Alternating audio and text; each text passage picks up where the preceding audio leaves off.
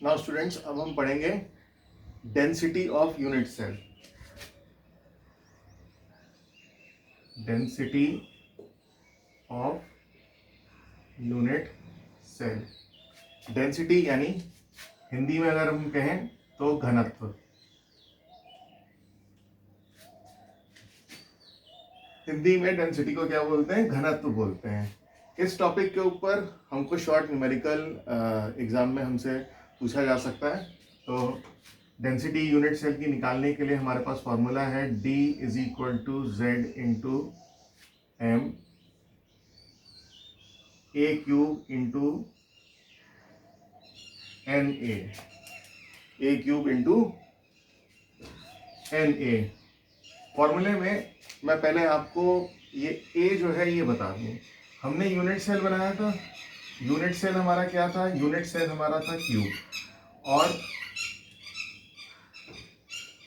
हम जानते हैं क्यूब में सारी साइड्स क्या होती हैं? बराबर होती हैं। तो ये जो हमारा यूनिट सेल है, यूनिट सेल की जो साइड है उसको जो हम ए से रिप्रेजेंट करते हैं। तो ए जो है यहाँ पर क्या कहलाती है? एज लेंथ कहलाती है।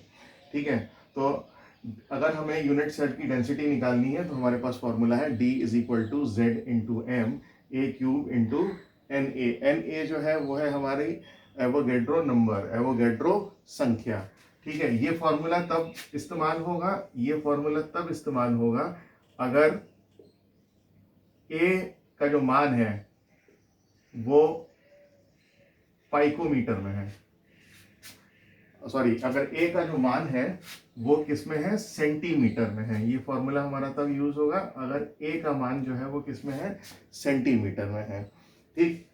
एक और फॉर्मूला है, और इसी फॉर्मूले को हम थोड़ा सा चेंज कर दें। अगर हम D is equal to Z into M A cube into Avogadro number into 10 to the power minus 30, 10 की पावर माइनस 30।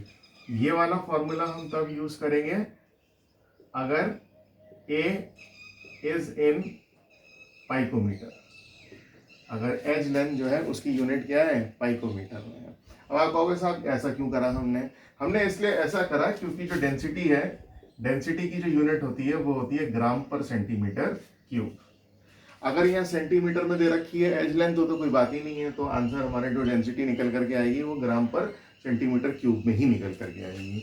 मगर अगर हमें एज लेंथ किस में दे रखा है? पाइकोमीटर में दे रखा है। मगर डेंसिटी में तो डेंसिटी की तो यूनिट है ग्राम पर सेंटीमीटर क्यूब। इसका मतलब हमें क्या करना है? पाइकोमीटर को सेंटीमीटर में कन्वर्ट करना है। And the relationship between 1 picometre and centimetre is 1 picometre equals to 10 to the power minus 10 centimetre. और हमने क्या करा? हमने ए क्यूब कर दिया। यानी फॉर्मूला जो है हमारे फॉर्मूले में एज लेंथ का क्या दे रखा है? ए का क्यूब है। जो हम इसका क्यूब करेंगे 10 टू द पावर माइनस 10 का, तो 10 टू द पावर माइनस 10 का अगर हम क्यूब करते हैं तो क्या निकल करके आएगा? 10 टू द पावर माइनस 30 निकल करके आएगा। इसीलिए इस फॉर्मूले के अंदर जो है हमने डायरेक्टली क्या लिख रखा है? 10 टू द पावर माइनस 30। यानी आपको कुछ कन्वर्ट करने की जरूरत ही नहीं, फॉर्मूले में हमने आपको ऑलरेडी जो है वो कन्वर्ट करके दे रखा है। तो डेंसिटी के लिए D is equal to Z into M A cube into N A. This formula is use. इस फॉर्मूले को हम तभी इस्तेमाल करेंगे अगर हमारी जो एज लेंथ है, ए है हमारी एज लेंथ, वो किस में दे रखी हो? सेंटीमीटर में दे रखी हो। उसी फॉर्मूले में एक और हमने चीज जोड़ दी नीचे डिनोमिनेटर में 10 टू द पावर माइनस 30। ये वाला फॉर्मूला हम तभी यूज करेंगे जब हमारी एज लेंथ किस में होगी? पाइकोमीटर में। ऑटोमेटिकली ये फॉर्मूला जो है ये पाइकोमीटर को किस में कन्वर्ट कर देगा? सेंटीमीटर के अंदर कन्वर्ट कर देगा। अब हम जाने जरा ये चीजें इसके अंदर क्या क्या है। तो D तो हो गई हमारी डेंसिटी यानी घनत्व, ए हो गया हमारा edge length of unit cell. Unit cell है, यूनिट सेल का रिप्रेजेंटेशन क्यूब की फॉर्म में है और क्यूब की सारी साइड्स क्या होती हैं? बराबर होती हैं। यहाँ हम ये कह सकते हैं कि एज लेंथ जो है वो यूनिट सेल की साइड होती है। ठीक। फिर आया हमारा जेड। जेड हम पढ़ चुके हैं। जेड है हमारा number of atoms per unit cell. Z क्या है हमारा? Number of atoms per unit cell. हमने क्या निकाला था? हमने Z की वैल्यू 1 है अगर वो क्या है? Simple cubic. हम निकाल चुके हैं सिंपल क्यूबिक के लिए नंबर ऑफ एटम्स कितने निकाले थे पर यूनिट सेल? 1, तो वो Z की वैल्यू है। Z की वैल्यू अगर 4 है तो इसका मतलब वो क्या है? Face centred cubic unit cell. Face centred के लिए Z की वैल्यू क्या होगी? 4 होगी, और बॉडी सेंटर के लिए Z की वैल्यू क्या होगी? 2 होगी। ये सब हम पिछले लेक्चर के अंदर सब कैलकुलेट कर चुके हैं। तो Z यहाँ पर फॉर्मूले में क्या है? Number of atoms per unit cell. आपको ये वैल्यूज ध्यान में रखनी होंगी क्योंकि क्वेश्चन के अंदर ये लिख करके आएगा कि बॉडी सेंटर है, फेस सेंटर है, सिंपल क्यूबिक है। तो अगर फेस सेंटर है तो आपको बिना कहे Z की वैल्यू क्या लगानी होगी? 4 लगानी होगी।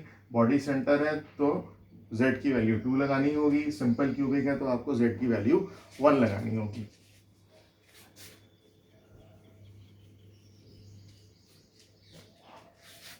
फिर M आया आपका मोलर मास, और Na ये है हमारा एवोगाड्रो नंबर।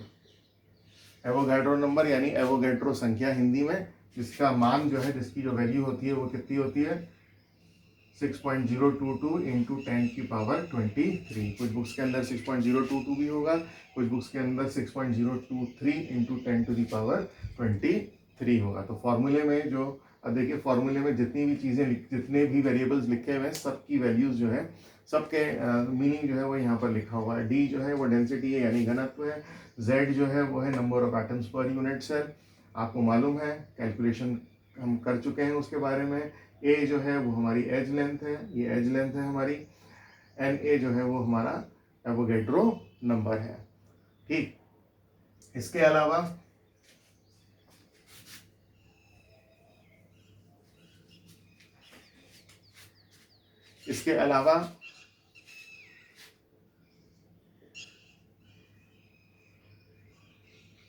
एज लेंथ और एटम की रेडियस, ये नंबर ऑफ एटम्स है ना, कॉर्नर में जो बनाए थे वो नंबर ऑफ एटम्स जो है उनकी रेडियस और यूनिट सेल की एज लेंथ के बीच में रिलेशनशिप।